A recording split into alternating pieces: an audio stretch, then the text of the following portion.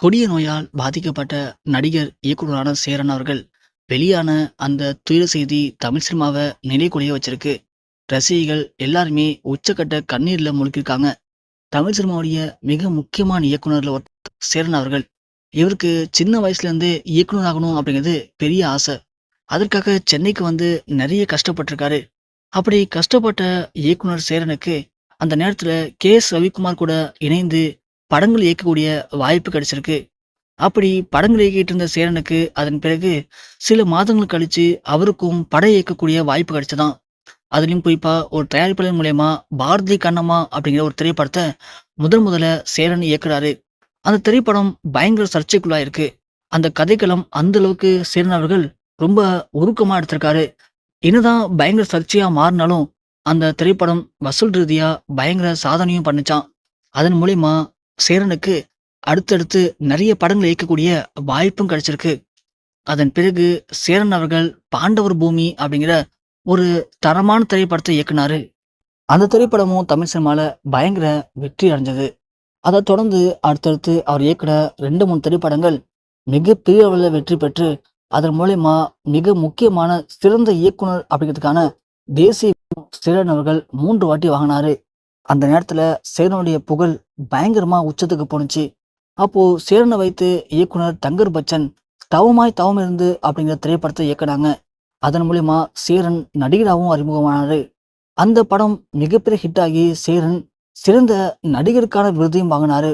அதன் பிறகு சேரன் அவரை வைத்து அவரே ஆட்டோகிராஃப் அப்படிங்கிற ஒரு முக்கியமான திரைப்படத்தை இயக்குனாரு. இந்த திரைப்படம் வசூல் ரீதியாகவும் சரி, ரசிகர் மத்தியிலும் சரி மிகப்பெரிய ஒரு வரலாற்று சாதனை படைச்சது.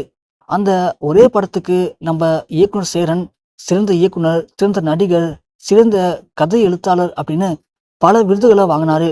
இப்படி தமிழ் சினிமால அறிமுகமான கொஞ்ச நாள்லயே தன்னை ஒரு முக்கியமான இயக்குனரா, நடிகரா, தயாரிப்பாளரா, பிரபல கதை எழுத்தாளரா நிறைய விருதுகளை வாங்கி மக்கள் மத்தியில நிலையான இடத்த பிடிச்சாரு சேரன்.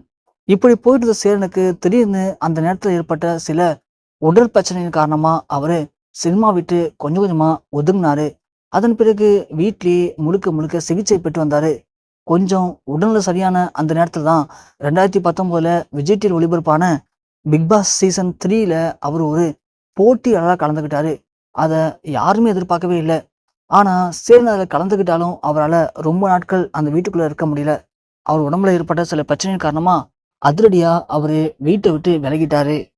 அதன் பிறகும் கூட சேரன் எப்படியாவது அடுத்த படத்தை இயக்குவாரு, அவர் நடிப்பாரு அப்படின்னு அவர் ரசிகர்கள் தொடர்ந்து காத்துக்கிட்டு தான் இருக்காங்க. ஆனா சேரன் எந்த படத்தையும் இயக்கவும் இல்லை, நடிக்கவும் இல்லை. அதுவும் குறிப்பா ரசிகர்கள் எல்லாருமே ஆட்டோகிராஃப் படத்துடைய பார்ட் 2 இயக்குவாரு அப்படின்னு அதிகமாக எதிர்பார்த்துட்டு இருந்தாங்க. ஆனா அப்படி எதிர்பார்த்து காத்திருந்த ரசிகர்களுக்கு கிடைச்சது என்னமோ ஏமாற்றம் தான். ஏன்னா சேரன் அவங்களுக்கு ஏதோ ஒரு வகையான கொடிய நோய் பாதிக்கப்பட்டிருக்கு. அதன் காரணமா அவரு மிக மிக ஒரு மோசமான நிலைமைக்கு தள்ளப்பட்டிருக்காரு. அதனாலதான் அவரால் படம் இயக்கவும் முடியல, அவரால் படத்தில் நடிக்கவும் முடியல. அவரு ஆல்ரெடி மருத்துவ சிகிச்சைக்கு உட்படுத்தப்பட்டிருக்காரு அப்படிங்கிற செய்திகள் இணையத்துல வெளியானுச்சு. அது மட்டும் இல்லாம இப்போ அவரு மிக மிக ஒரு மோசமான நிலைமையில மருத்துவமனையில உயிருக்கு ஆபத்தான நிலைமையில அனுமதிக்கப்பட்டிருக்காரு அப்படிங்கிற ஒரு துயர் செய்தி வெளியாகி ஒட்டுமொத்த தமிழ் சினிமா திரைப்பிரபலங்கள் ரசிகர்கள் அனைவரையும் உச்சக்கட்ட கண்ணீர்லையும் சோகத்திலையும் மூழ்க வச்சிருக்கு.